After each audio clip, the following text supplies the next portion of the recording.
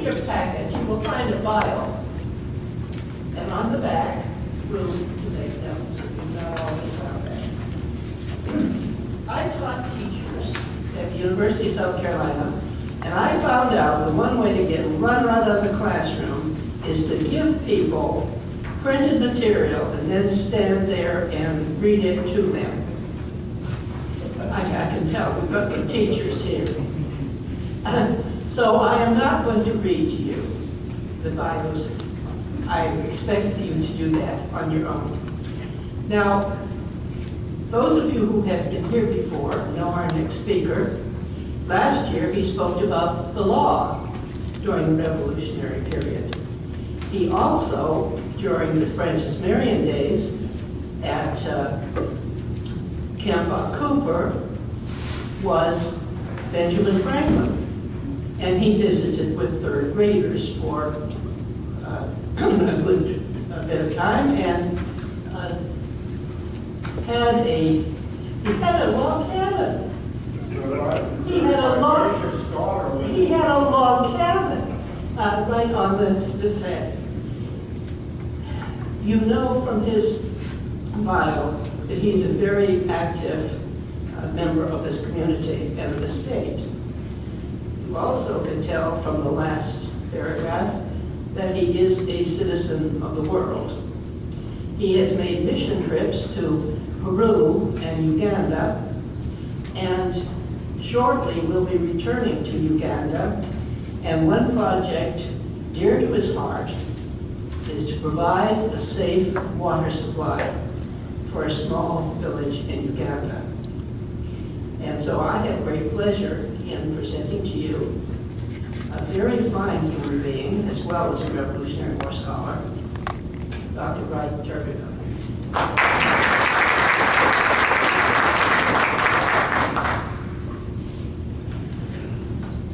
Thank you, Dr. Swagger. I feel like talking behind Dr. Swagger is about like giving the benediction in the Billy Graham crusade. It's a great honor, but I don't know if people are going to pay much attention to you. But I do appreciate this opportunity to be here, and I was very quick. My wife asked me, why in the world I put up there not a real historian. She said, time they hear you, they'll know that. I told her, well, I'm going to tell them up front, I don't want to make a mistake that my founding father in the faith made. I'm a Baptist. And my founding father in the faith was John Wesley. And John Wesley made one entry or got involved in the Revolutionary War only one time. In 1775, in Bristol, he published what was called a calm address to the American colonies. Well, Wesley made two mistakes. The first mistake he made was that he came down on the side of the king. But the second mistake he made was that the first 18 pages of his address was plagiarized from an article by Dr. Johnson called Tyranny, No Taxation. And so I told my wife, I said, I want to make sure that people know that I'm not a historian, I read history.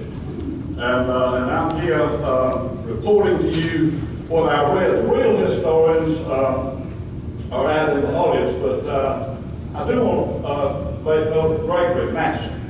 I don't know how many of you are familiar with Gregory Mason, but I've relied on his work greatly. And he has a book on John Lawrence. If you're interested in John Lawrence at all, I suggest that you get his book. He got his PhD at the University of South Carolina, and the book is published by South Carolina Press.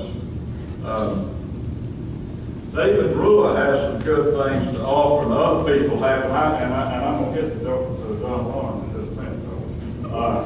I got a better deal than any of them, though. I got a book I'm gonna give you free. Whoever wants it, I'm gonna put it back on the back. Whoever wants it, you can pick it up. And if you want to give George a contribution for the Mural Society, you can do it. And it is The Southern Strategy by David K. Wilson. And you say, well, why are you doing that? Well, I went to the bookstore one day. I was up in New York. I went to the bookstore and I saw this book. And I said, you know, that looks like a good book. I believe I'll buy it. So I bought it. And I flew back home. I went into my office. Lying there on my desk was the same book that I had bought the week before. So that's a sure sign of stability when you buy the same book twice, not a year apart, but within a week. So it's a good book. Anybody who'd like to have it, pick it up, and you can make a contribution to George, or you can take it and read it. Remember you're speaking about John Lawrence and something? Yeah. But I got to make one other comment. I'm going to get that in time.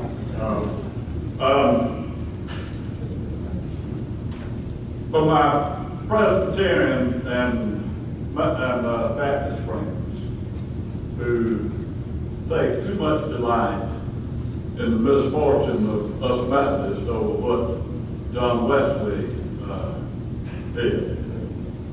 I've got one little incident I want to share with you, and that is that when General Charles Lee died, admittedly General Charles Lee was no saint, but when he died, he provided in his will, stipulated in his will, that he must not be buried more than 1 mile from any Presbyterian or Baptist church.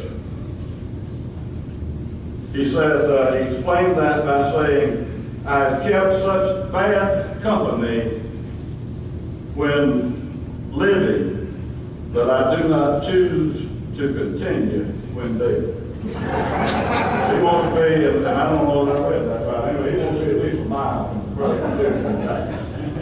Okay, John Lawrence. John Lawrence was a Charleston aristocrat by birth. His father was Henry Lawrence. He was a leading merchant in Charleston. Incidentally, his father made his fortune in the slave trade. He was a plantation owner, member of the Common House of Assembly, member of the Continental Congress, and at one time was president of the Continental Congress. And I do this briefly just to give you the background that we're talking about a young man who was a Charleston aristocrat. His mother was a member of a prestigious low country family, but she died when he was 15 years old. After she died, then his father turned his attention to education and wanted to provide his children with an education deserving of an aristocrat. And give us a great slide, George. And you see that even while he was at home, that he had tutors at home and had a very good education: French, classical language, mathematics, surveying, drawing, mechanics, Greek, and Latin.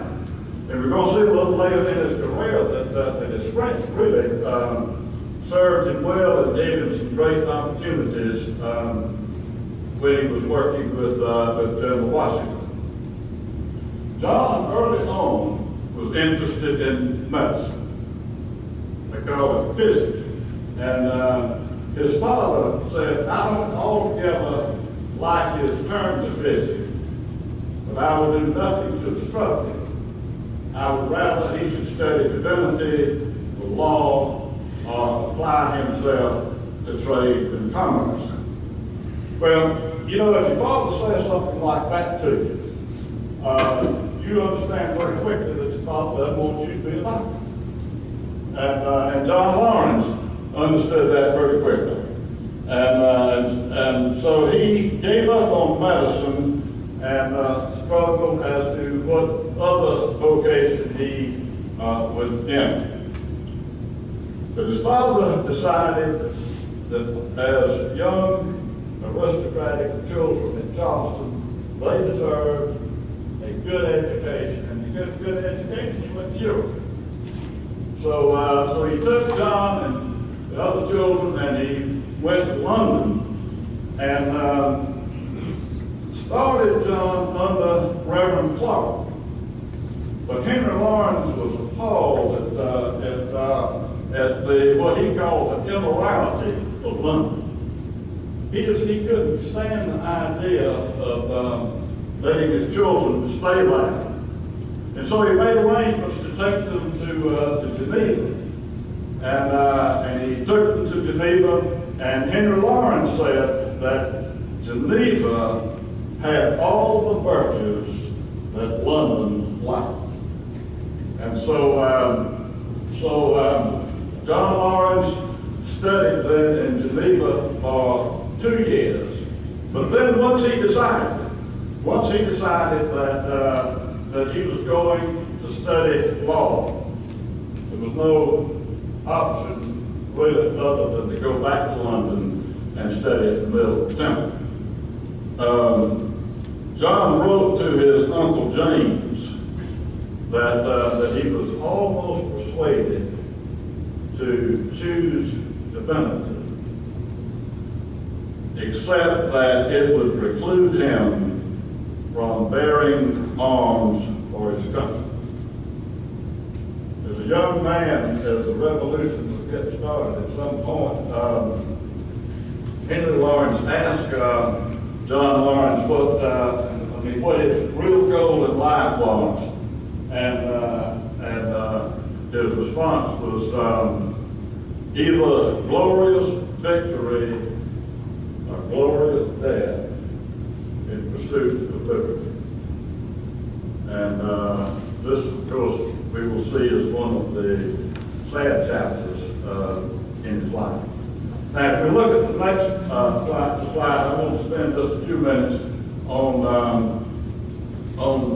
the influences of Geneva and London on John Lawrence. Can we get the next slide?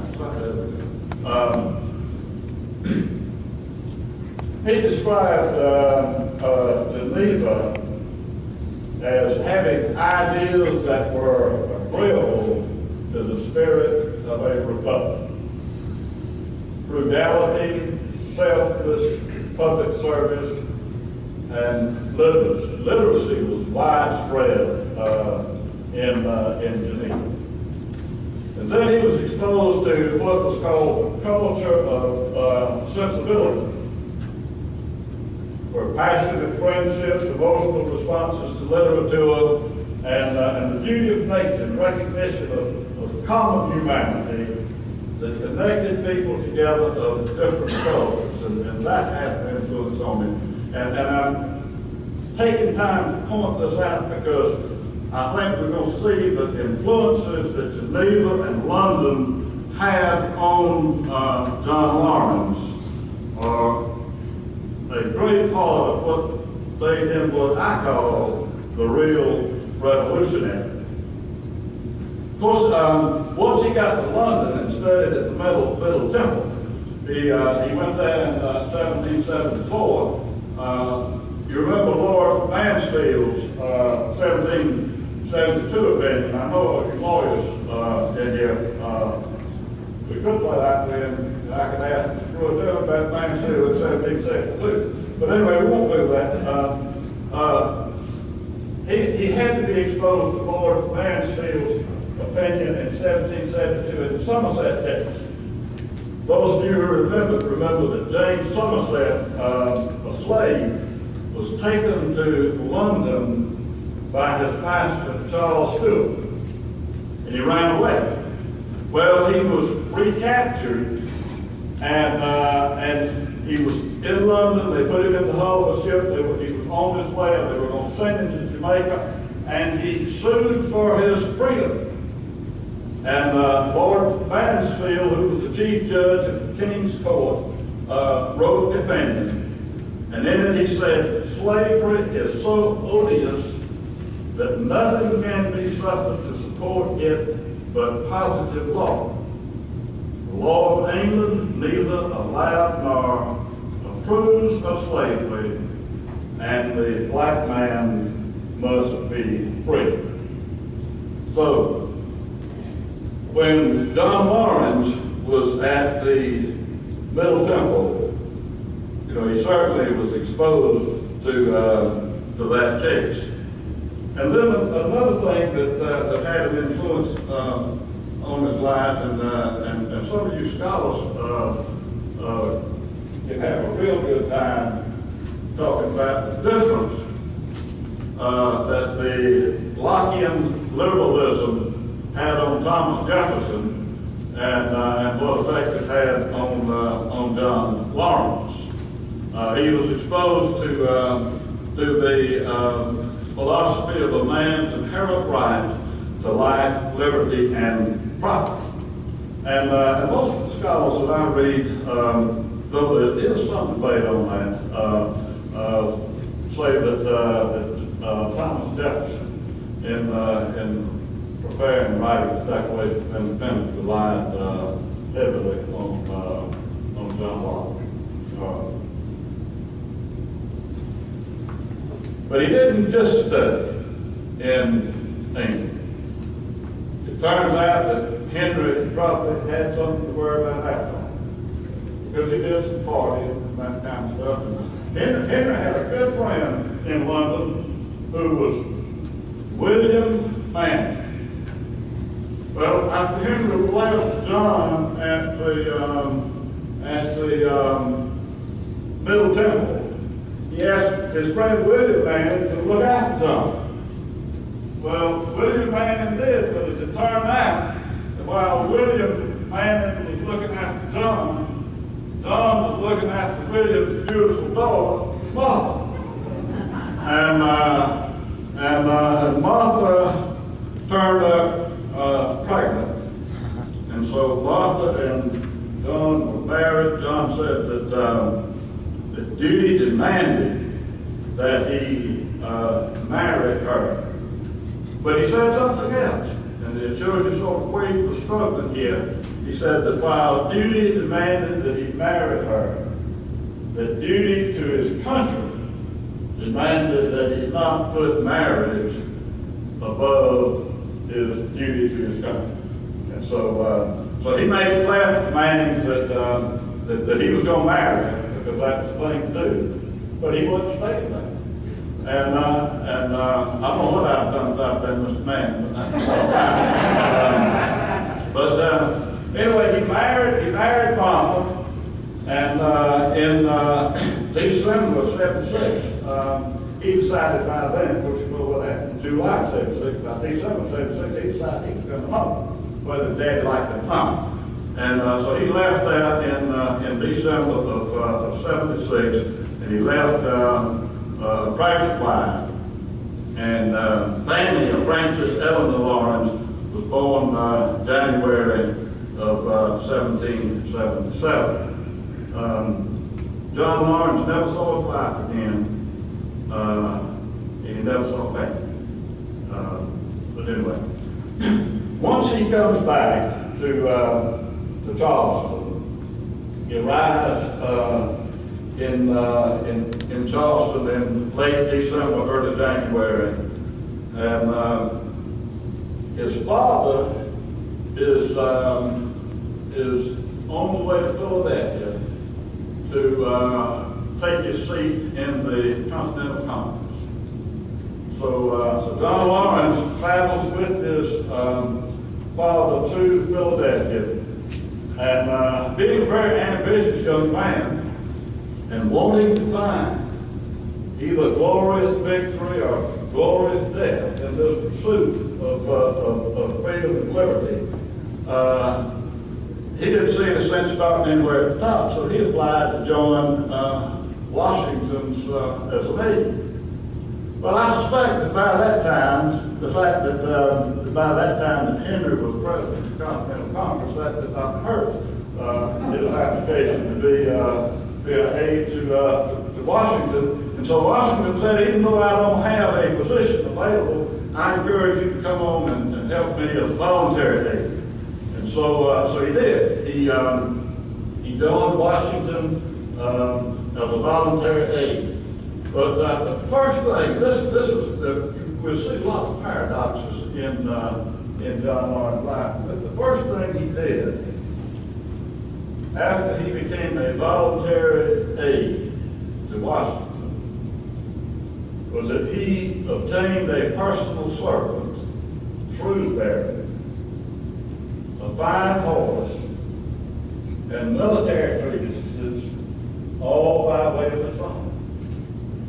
And then you have that old Charleston aristocratic background, I say, coming out again. He's an aide, but he needs a servant, he needs a fine horse, and he needs all these military treatises. In the first battle of Brandywine, he quickly developed a reputation for boldness and recklessness, and he carried that reputation in battle. He carried that reputation for recklessness throughout his life, and we're going to see that that's what ended his life. One of my favorite quotes, though, is what I've got up there, where Lafayette said, he said it was not his fault he was not killed or wounded. He did everything that was necessary to procure one or the other. Well, he moved on to Germantown with Washington, and in Germantown he was wounded. On October the 6th, the Germantown battle was October the 4th, and he performed so well then that on October the 6th, Washington appointed him an official aide. And if, this is a South Carolina man. You go back and read some of Washington's stuff during this period of time. Lawrence and Alexander Hamilton keep coming up. Lawrence and Alexander Hamilton were two aides that became very close friends. And some of the letters between Lawrence and Hamilton, by today's standards, might imply something other than platonic friendship. But by the standards of that period of time, most people agree that it was a platonic friendship, though very close and intimate one. One of the things that Lawrence did while he was on Washington's staff was that he acted as a go-between between his father and Washington. Washington really was not always as popular as we think of him being. I mean, Washington was criticized, and there were those who actually wanted to remove Washington. And John Lawrence defended Washington. In fact, I told you earlier about General Charles Lee, where he wanted to be buried. John Lawrence challenged Charles Lee to a duel because of something bad that Lee said about Washington. And in the duel, Lawrence actually shot Lee and said he would have killed him, except for the fact that Alexander Hamilton was his second. And Alexander Hamilton and the other second found a way to stop the duel and let both men leave with their honor. In the duel, one died. And so That's interesting in light of the fact of what eventually happened at that time. That he was the one that stepped in and kept John Lawrence from killing Charles Lee. Of course, Lawrence spent the winter of 77, 78 at Valley Forge, and that's the point at which he derived his plan for forming a black regiment. The paradox of this now, Lawrence is going to come up, we're going to go, and Lawrence is going to be a big advocate of a plan to form a black regiment. Of course, Lawrence was going to be the commander, but he was going to form a black regiment, and in return for that, these slaves were going to receive freedom. But to show you sort of how the mind works, or at least the paradox for me is that while during the winter of Valley Forge, we're told that Lawrence got along very well because he received clothing and accessories from his father Henry, who was in Philadelphia in the Continental Congress.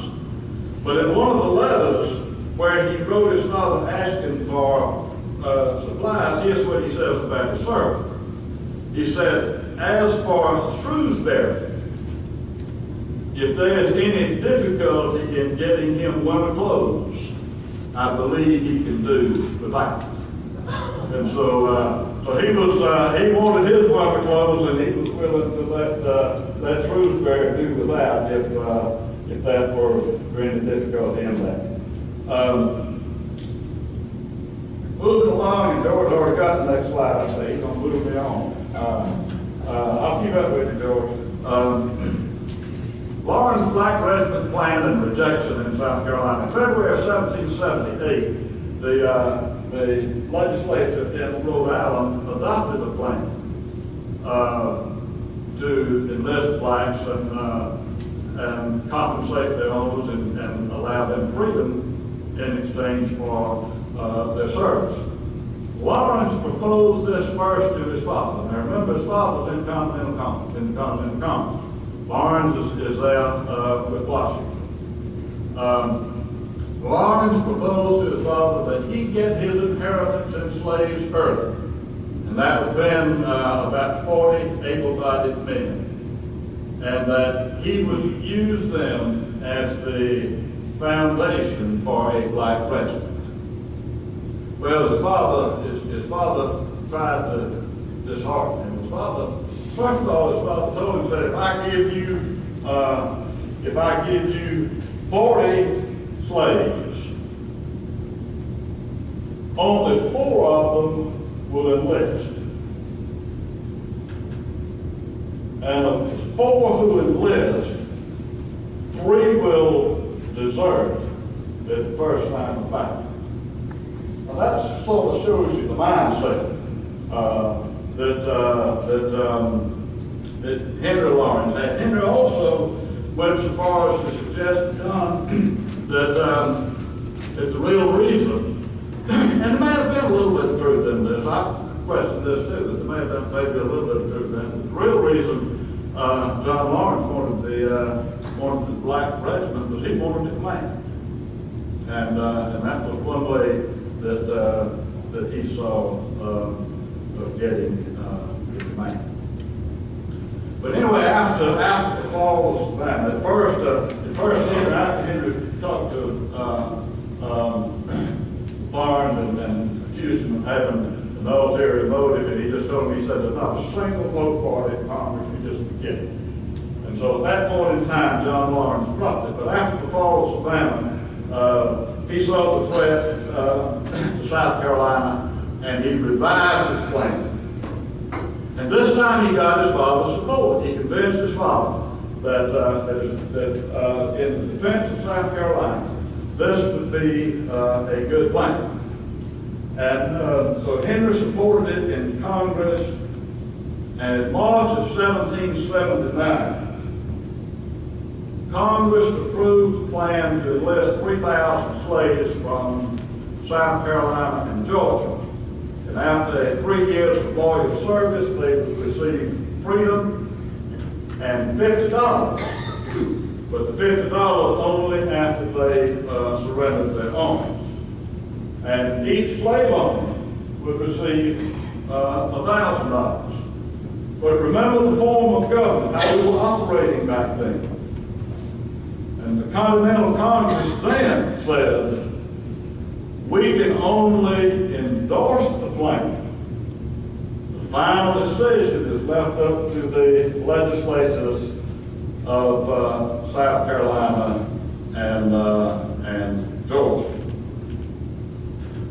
So that was at the same time now, and sort of get it in context. That was the same time going on that Governor Rutledge had sent Daniel Hughes to Philadelphia to make a personal plea for reinforcements. Well, now you can imagine the response that John Lawrence is going to get when he gets back to South Carolina and goes to see Rutledge, who's asked for reinforcements. And he comes back with this recommendation, not from the reinforcements of other places, but that they form a black regiment here in South Carolina. So let's look at the next slide, George. So March 29th, John Lawrence was commissioned as a lieutenant colonel by the Continental Congress. He heads south with that resolution endorsing the black regiments. In May of 1779, he verbally presented the plan to Governor Rutledge and the Privy Council, and they rejected it. And here you see some of what I referred to earlier. Rutledge and Council really felt abandoned by Congress. They were irritated that they had sent Hughes up there to get reinforcements. And what comes back is this plan for a black regiment. This is the same time that that Charleston was beginning to be under siege, and it's the time that Moultrie asked John Lawrence to take the white flag and a proposal for surrender. It was a conditional surrender, that he take it to the provost. And Lawrence refused to do it. And I wondered, I guess you could do that. I mean, he did. He just wouldn't do it. He would not take the proposal to surrender to provost. But it was sent by 2 other soldiers, and provost rejected it anyway. He was not interested in a conditional proposal. But during this whole time, Lawrence sees the threat of Charleston.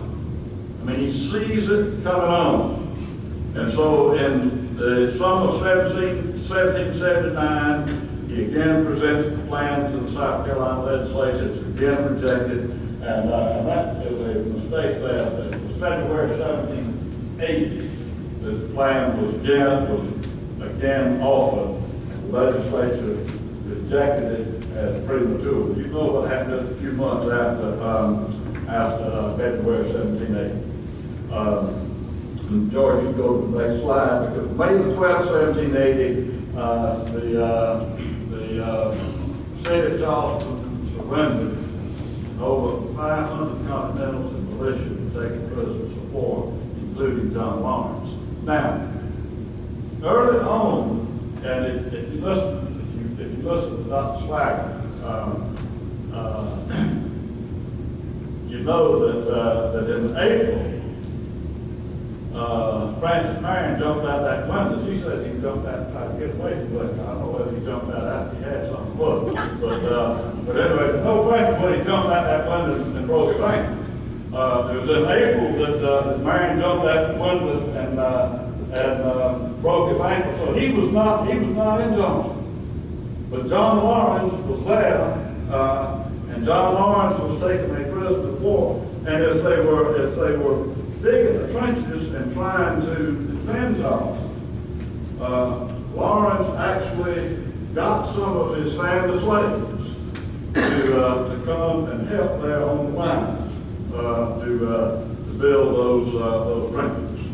But John Lawrence became a prisoner on parole, and that meant he was allowed to go to Pennsylvania, but he couldn't leave the state of Pennsylvania. He couldn't participate in the war. He was probably released in a prison exchange earlier than most people. And some of his buddies, Alexander House being one of them, felt that John Lawrence got the early release because of who his father was. Because in May, he was taken to prisoner of war, put on parole, sent to Pennsylvania. In November of 1780, he was set free. Once he got it straightened, his first plan was to come back to South Carolina and institute that plan again. But and I suppose his father probably had something to do with this. I don't know. That's speculation. Some of you just know and might tell me whether that's anything. I'm like George. I just thought, that's just speculation. But I suspect his father may have had something to do with it because Congress elected him as a special minister to France. And from March to May of 1781, rather than coming back to South Carolina, he was as a special minister in France, at which time he met Benjamin Franklin and worked some with Benjamin Franklin and worked on getting a loan from the Netherlands, and that would be endorsed by the French. But it didn't all turn out very well because one of the later disappointments of his life was once he got back and got the command that he really wanted, he got a letter from Benjamin Franklin telling him what a message he did France. Anyway, once he returned to America, though, he rejoined Washington's staff, and he was with Washington at Yorktown. And I told you about his proficiency in French. Washington, apparently from everything I read, Washington thought very, very highly of this young man. Because we're told that Lawrence drafted Washington's letter to Admiral de Grasse, which persuaded him to remain and block the entrance to the James and York rivers, which you remember were crucial to Yorktown. And also, when Washington appointed the committee to negotiate the terms of surrender, he picked Lawrence to represent the Americans. So Lawrence was there at Yorktown, still wanting to come back south though. And next slide, and we're gonna rush through these next 2 or 3 doors.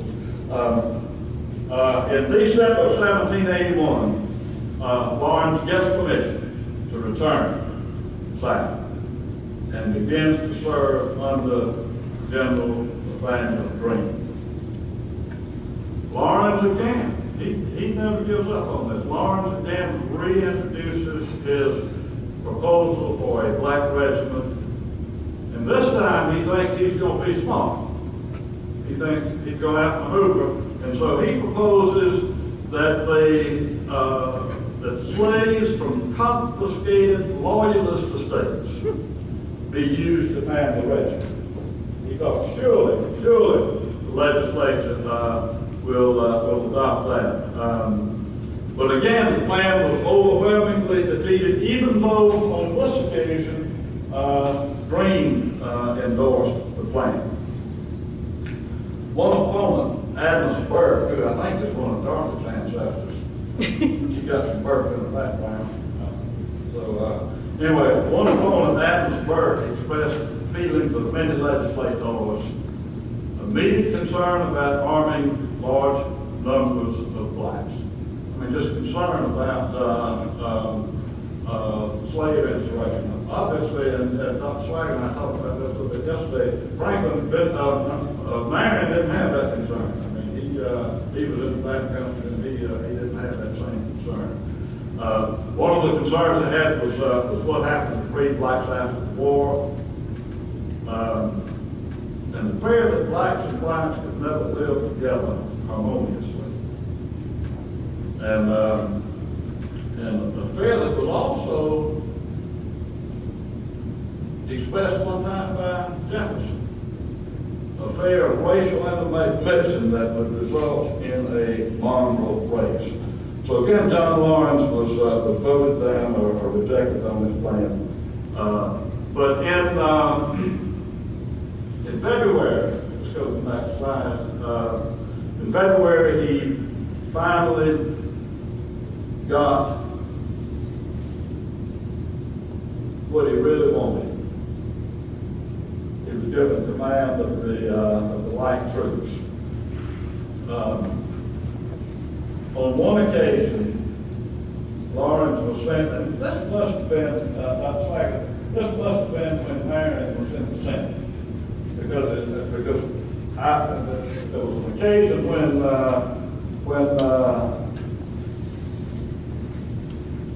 when Green sent Lawrence to assist Marion's militia when 700 infantry and cavalry had overrun Marion's militia in St. Thomas Parish, but they say Marion was not there. It was a foraging party. And so anyway, Lawrence was sent to the rescue, but Lawrence arrived too late, and the party had already returned.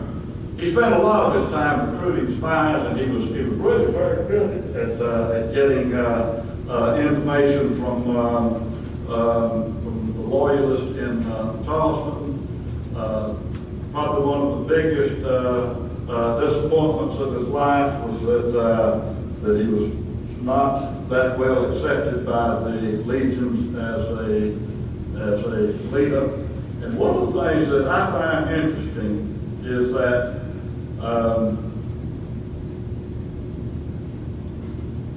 on August the 1st of 1882, the British received orders to evacuate Charleston. Leslie asked Greene to provide the British with rice, making future forages unnecessary. That ought to be Governor Matthews. And Greene forwarded the request to Governor Matthews and the Privy Council, and they rejected it. But Lawrence was really in favor of it. And even though Lawrence was in favor of it, let's go to the next slide, George. Even though Lawrence was in favor of that, we're going to see that he lost his life in a skirmish trying to prevent the British in Charleston from raiding some plantations along the Company River to get supplies.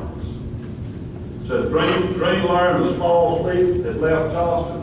He ordered Marion. He wasn't sure where they were going. He knew it was a foraging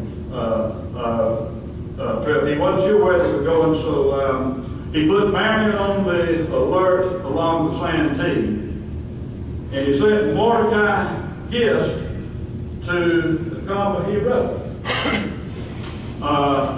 Lawrence was in bed with fever and chills, still right outside of Charleston, doing his spy work. But he was still the commander of the light infantry, and so when he heard that what orders Gist had, Lawrence got up and he went to the company and he took command. And once they got there, even though they were outnumbered, rather than waiting on reinforcements, the rash young man as he was, he saw this as maybe his last opportunity of some glorious victory. But he attacked the British. They opened fire, and he and a corporal were killed. 19 were wounded, and 3 were missing. When Green heard what had happened to Lawrence, Green was responsible for poor Lawrence is fallen in a paltry little skirmish. You know his temper, and I predicted his fate. I wish his fall had been as glorious as his fate is much to be lamented. And Washington made this statement to Lafayette: "Poor Lawrence is no more. He fell in a trifling skirmish in South Carolina, attempting to prevent the enemy from plundering the country of Wright. He was the first and only member of Washington's staff to fall during the war." He was initially buried at the Stockton plantation over there on the Combahee River, right where he was killed. When his brother Harry died, part of Harry's will was that he be moved to Metcalfe Plantation, family plantation in Barrett, and buried where his father was buried. And there's the words on his tombstone. You can read the Latin. Sweet prophet is to die for his country, which was certainly one of the dreams of Lawrence. Lawrence was ahead of his time, though, in terms of his thought. And we turn to the next slide, and I've got a quote here from Greg Massey, who really has worked on Lawrence papers and who has really done work on Lawrence. And I think it's probably a good way to close. Despite his failure, or maybe because of it, John Lawrence speaks more clearly to us today than other men of the American Revolution whose names are far more familiar. Unlike all other Southern political leaders of the time, he believed that blacks shared a similar nature with whites, which included a natural right to liberty. "We have sunk the Africans and their descendants below the standard of humanity," he wrote, "and almost rendered them incapable of that blessing which equal heaven bestowed upon us all. Whereas other men considered property as the basis of liberty, Lawrence believed that liberty that rested on the sweat of slaves was not deserving of the name. To that extent, at least, his beliefs make him our contemporary, a man worthy of more attention than the footnote he has been in most accounts of the American Revolution." Well, we know him as a very fine scholar, and we are pleased to have him today to talk about Francis Marion and the Commanders. Tom Powers.